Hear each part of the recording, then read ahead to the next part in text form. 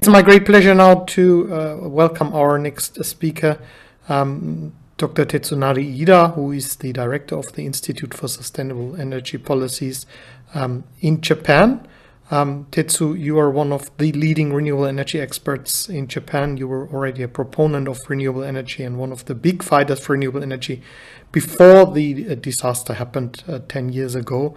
But you have, of course, witnessed the development of renewable energy, and you're also witnessing the development of nuclear power in Japan. And we look forward to hearing from you firsthand how the situation in Japan has developed in the past 10 years and what the impact of in both ways is of the accident 10 years ago. Tetsu. Yes, thank you for inviting me to this 10 years anniversary. Already 10 years has passed, but still a long way to go.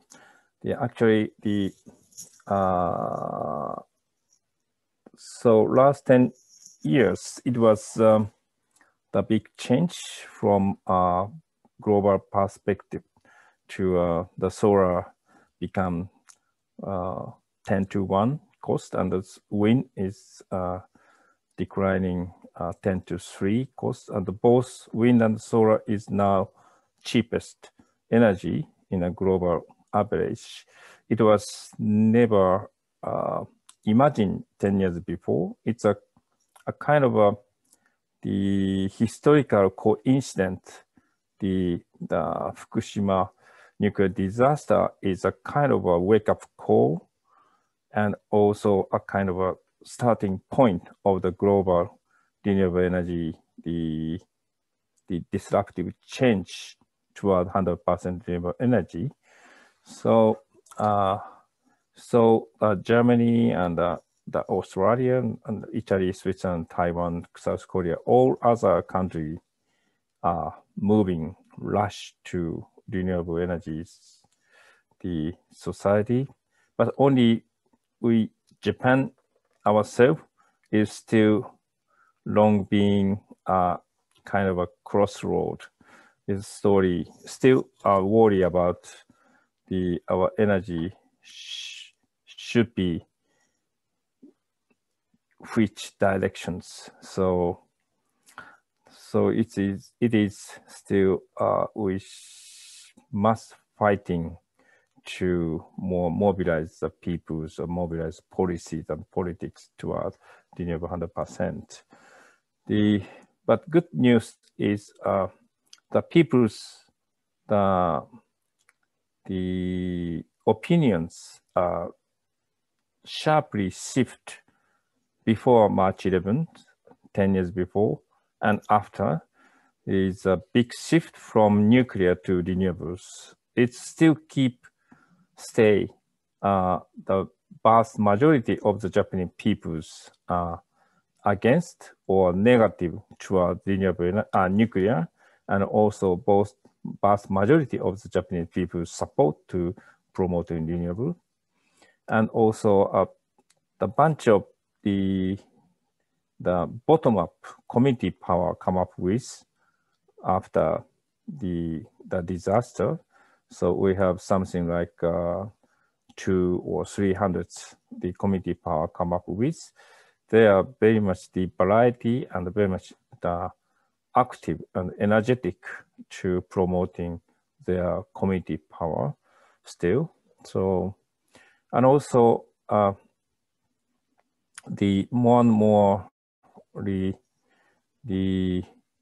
cities and also companies, they commit to renewable 100%. So this is also the more and more the variety of the institute, peoples and groups, and also universities to more commit to the mobilize the energy from the fossil and nuclear toward renewables. So this is the kind of but still the central government difficult to mobilize, but all other society on Japan is slow but steadily toward the energy, the shift toward renewable 100%. So we are sure to the soon or later that we can at some point we can drastically change our energy policy and politics toward more rush to renewable 100%. So it is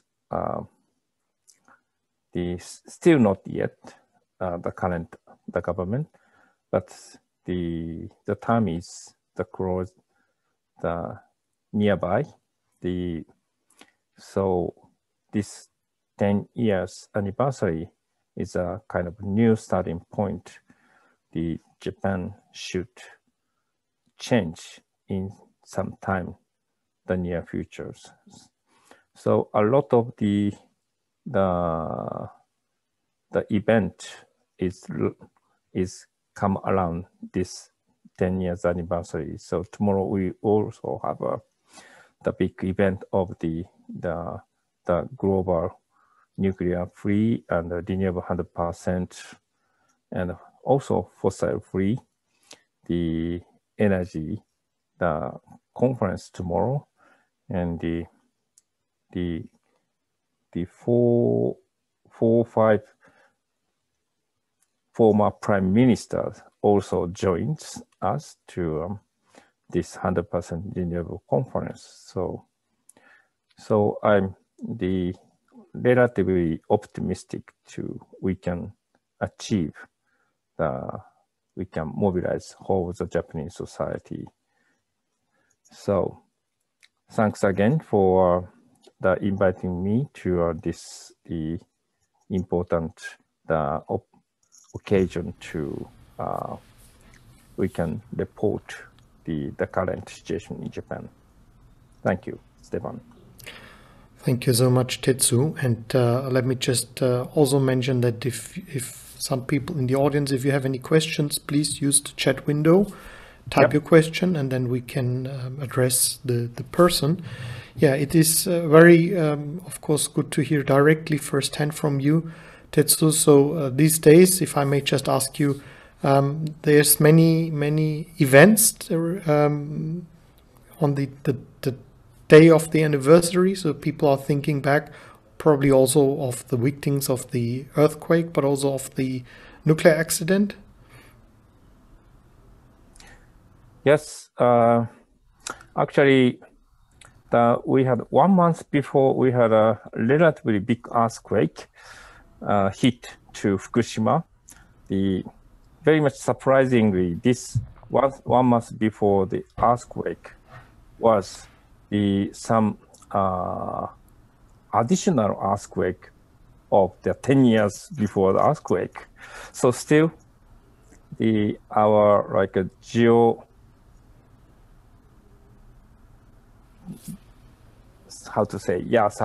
our land is still moving, and also the earthquake even damaged the Fukushima Daiichi nuclear power plant, the recovery work. So we again remind us to our country is very vulnerable of this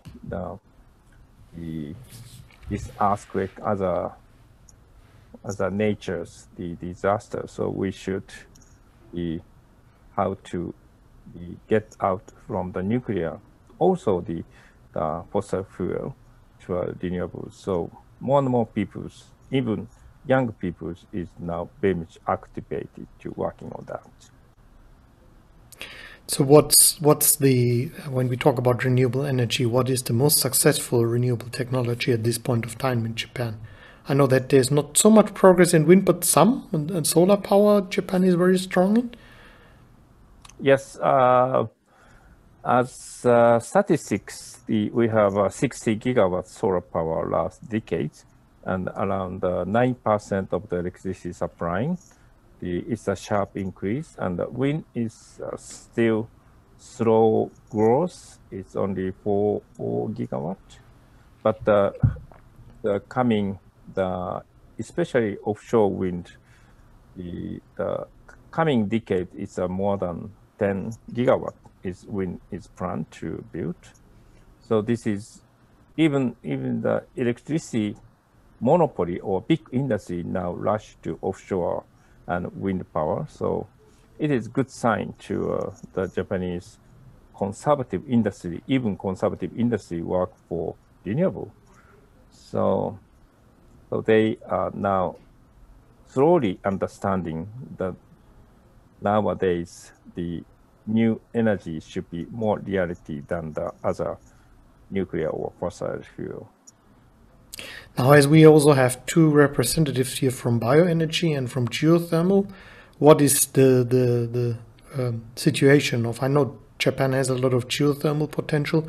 What's the situation of geothermal and bioenergy in Japan? Yeah, geothermal. Finally we got to have a succeed to the one large-scale geothermal now starting to build in north part of Japan in Akita.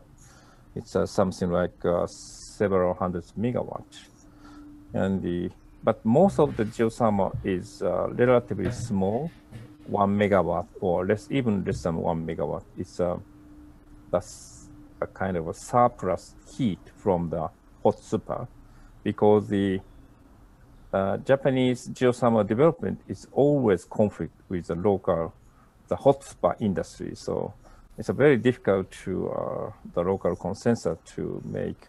It's still take a time, and also the biomass. We have a lot of biomass resource, and also the lot of the plant to build, and already built the biomass power, but most of the biomass power not necessarily using the domestic resource. They are mostly importing mostly from the East Asian countries. Some are like a tropical forest or something like that. So this is the conflict with the environment. So the biomass is now a little bit difficult to development of the another type of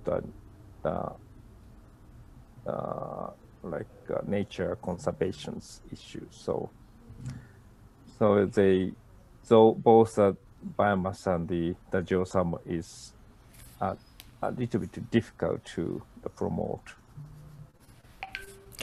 Thank you so much. Yep. I'm looking forward then to hearing later from the colleagues from these both sectors how they look at it. Yep. But it's good to see also your background, Nuke 0, RE100, which is certainly the way to go. And with solar and wind, obviously taking a large share, and also other technologies playing an important role for Japan's bright future. So our best greetings to Japan, to you, Tetsu. Thank you for your contribution. And then please have a look whether there are some questions coming up for you.